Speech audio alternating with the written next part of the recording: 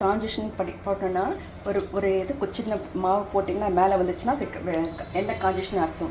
அப்புறம் இந்த இதில் இந்த கரை புழியறதுல எண்ணெய் தடவிட்டு அப்புறமா மாவு புழிஞ்சு நீங்கள் இந்த மாதிரி புழியணும். நல்ல எண்ணெய் காயணும். ஃபஸ்ட்டு இது மாதிரி வரணும். இந்த மாதிரி வந்தோடனே கொஞ்சம் மீடியம் தீயில் வச்சுக்கோங்க. இதை இந்த மாதிரி வரும். உங்களுக்கு நல்ல கரை சேவ் இந்த மாதிரி கிறிஸ்பாக வரும். பாருங்கள், பார்த்தீங்களா? கிறிஸ்பாக வரும். இது பாருங்கள், கிறிஸ்பாக வரும். இந்த மாதிரி செய்யணும். ஈவினிங் ஸ்நாக்ஸ் பசங்களுக்கு இது மாதிரி பண்ணி கொடுத்தீங்க. வீட்லேயே நம்ம வேண்டிய எண்ணெயில் பண்ணால் ரொம்ப நல்லது, சுத்தமாக இருக்கும். இதுக்கு ஒரு கப்பு கடலை மாவுனா ஒரு அரை கப்பு பச்சை அரிசி மாவு.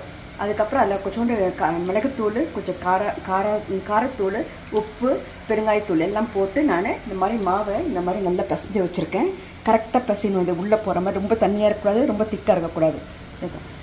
இந்த மாதிரி கரை உங்களுக்கு இந்த மாதிரி கிறிஸ்பாக வரும்.